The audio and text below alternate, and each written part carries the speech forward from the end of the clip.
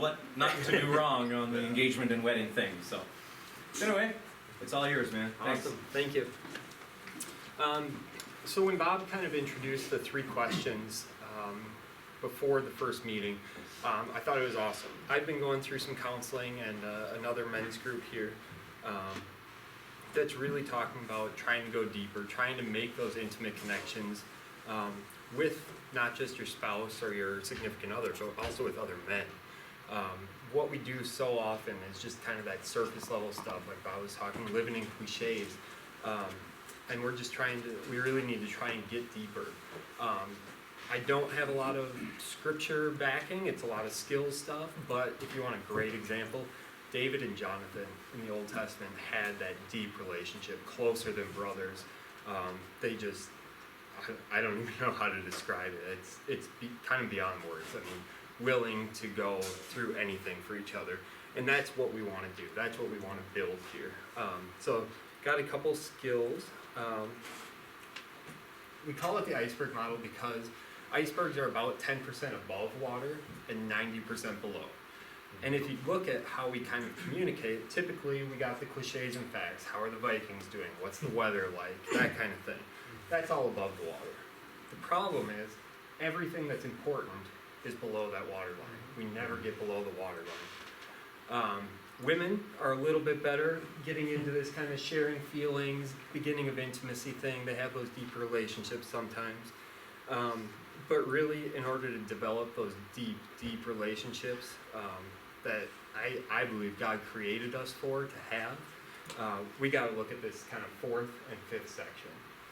Sharing our feelings, sharing our desires down here. Mark Laser is a Christian counselor in the area. And he talks about the 7 desires. They're kind of universal desires for everyone.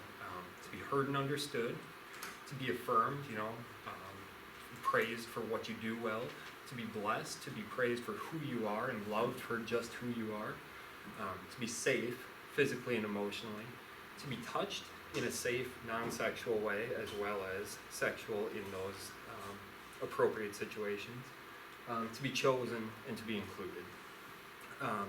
And those are really the kind of key things that we need to focus on here, on top of this 5th level, which is God's truth about us. Who are we? We're fearfully and wonderfully made. It's God with and in us. We deserve, because we were made in God's image, we deserve to be chosen, to be understood, to be blessed and loved for who we are. We deserve to have those desires met because we are made in God's image. The problem is, it's uncomfortable. We don't want to get down here because to talk about your expectations, to talk about what you really truly want deep down, that's really tough. It takes a little element of risk, and it makes you have to be vulnerable to do it. So safety is the key. Not just physical, obviously, but especially emotional. With the skills we're going to discuss here, you'll be able to create that safe environment, that safe relationship in order to create the deeper connection that doesn't get stuck on the surface with all those cliches that we're really familiar with. How do we create it? Pause.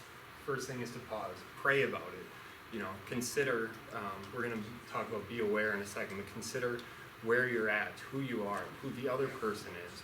What's your relationship? Don't necessarily jump into those deep conversations. Take the time to develop the relationship and that environment of safety. It's not going to be a quick thing. It takes time. It takes effort. Kind of use us thinking. It's not me against them or even you and me separately, but it's us together. We get caught up so much in differences of, denominations or sports teams or our political beliefs, but we need to focus that we are all God's creation. We are all that family of God. We're all together, and we need to focus on the relationship we're trying to build as that identity. And then be aware, don't deflect, and empathetic communication we're going to go through here. Firstly, being aware. You need to be aware of your expectations. Expectations of yourself. I expect myself to be, I'm a perfectionist, so I expect myself to do very well today. If I don't do well, That does not meet my expectations, but I just need to be aware of that when I have a conversation with someone. What do you expect of others? You know, how do you expect them to react to you? You know, this is a great group of guys.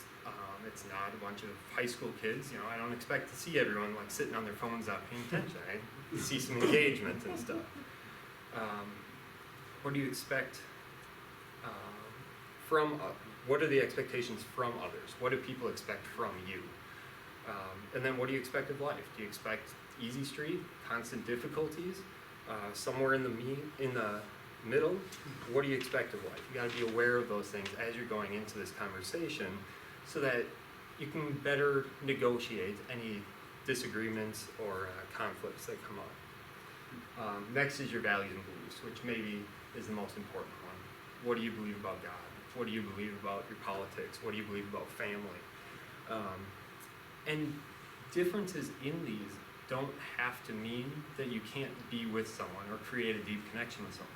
You just have to be aware of them so that you can navigate those differences. And maybe you're going to change someone's mind, maybe they're going to change yours, but just to be aware of them immediately de-escalates any conflicts that could come up because of it. Mood is another big one. Are you in a good mood? Are you in a bad mood? If you're in a bad mood, do you really, want to jump into a really deep, tough conversation? Or is that just, going to be bad? If you're in a great mood and you have to talk about something a little more serious or down, how's that going to come across to the other person? Are you going to seem like you're just kind of blowing it off because you're in a great mood and yeah, everything's great, and maybe that doesn't come across so well. And finally, your past experiences. This one's a little bit tougher to explain for me, so I've got a situation here. You and your wife, significant other, are considering making a large purchase. Your wife comes from a relatively bare-bones family who is comfortable, but they didn't often have luxuries.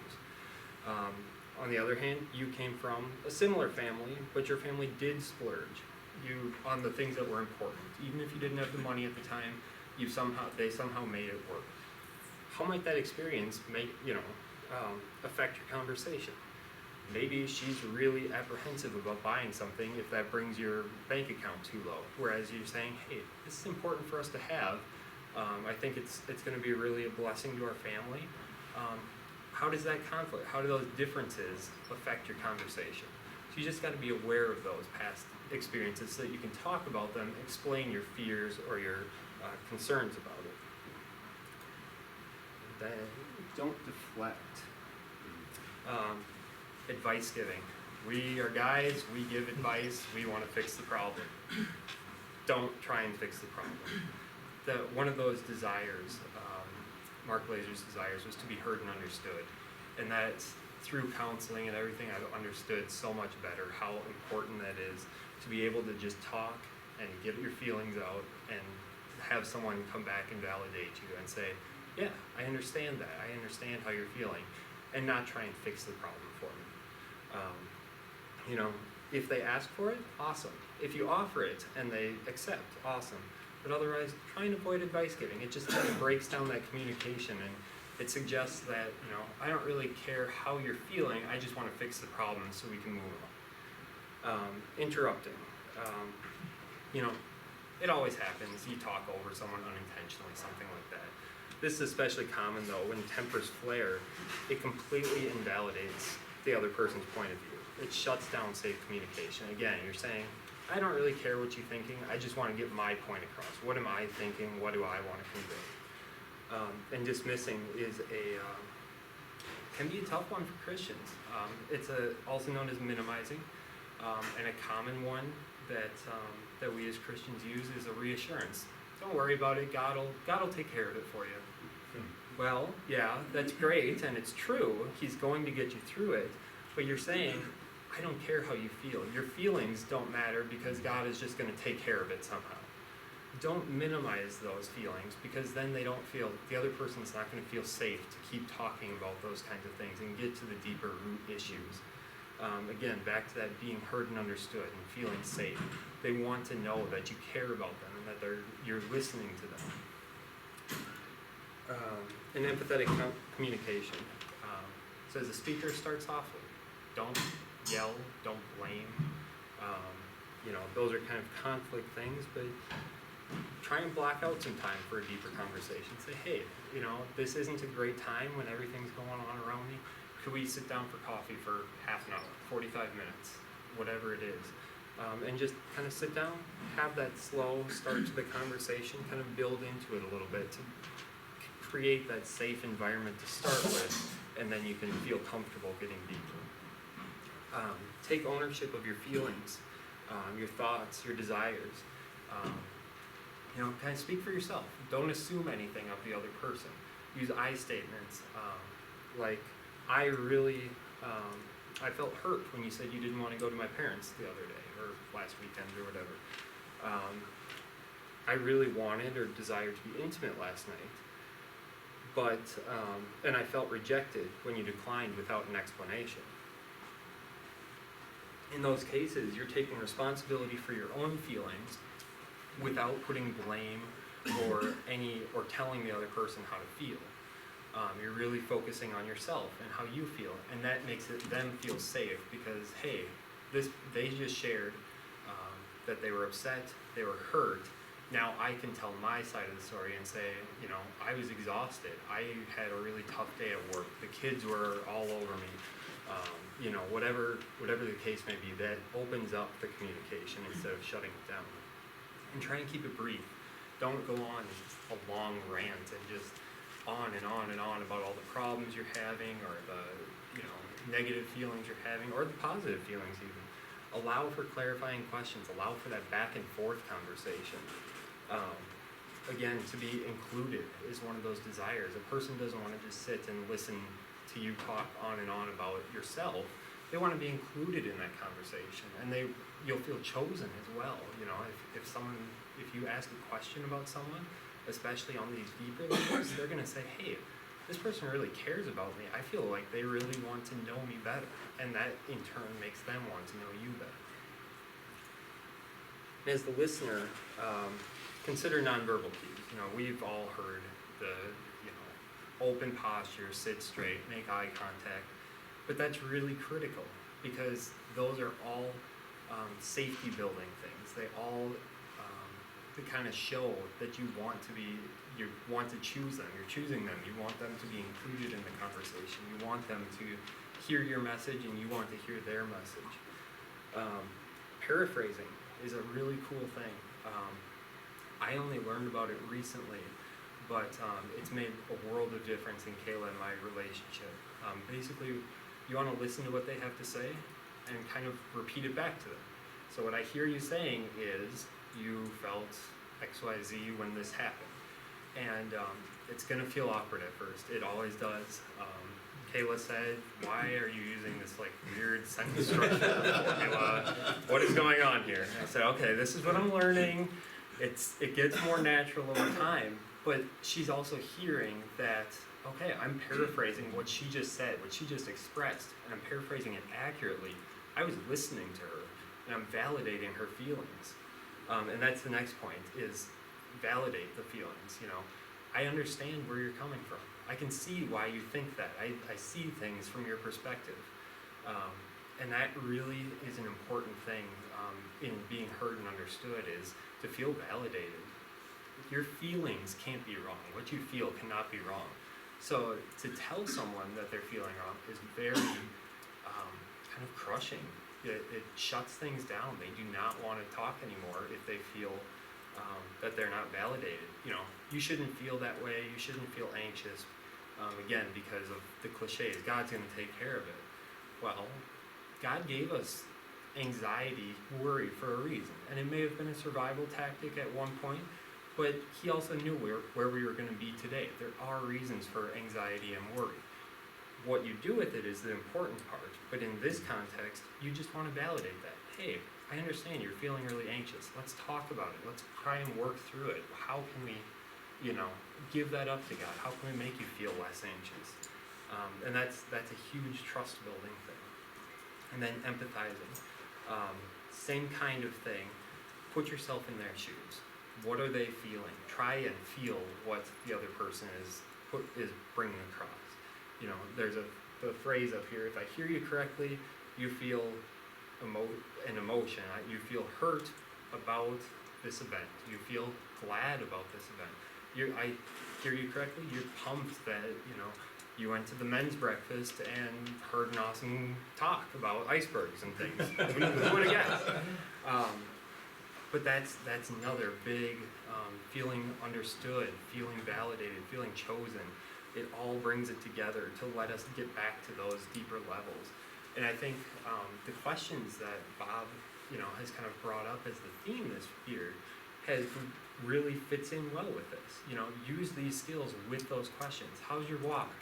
And as someone's explaining it, you go back, you paraphrase what they're saying, you know, oh, it sounds like you're really struggling with, you know, your prayer time. You're not getting in as many devotions as you'd like.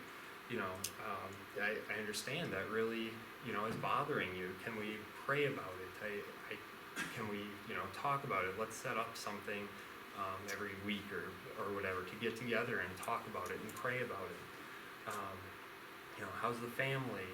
Same ideas, you know, oh, I hear work's really a struggle and that's affecting your wife and kids, or Bob's daughter is ill right now or has been ill over the past little bit, and you know, I really hear, you know, that's a tough time, that's got to be tough on your family, and just keep working those skills through these different situations, especially through those 3 questions. And you're naturally going to feel safer. You're naturally going to work into those deeper levels of the iceberg and build those deep connections with people. And it's kind of a back and forth where as you feel safe, you're naturally going to go deeper. And as you go deeper and push just a little bit, feeling a little uncomfortable, you're going to feel safe when you feel validated, when people are empathizing with you, when that's coming back to you. You're going to feel, yeah, this is really safe. And because God created us to be relational, it's going to feel great to make those connections and to build those relationships too.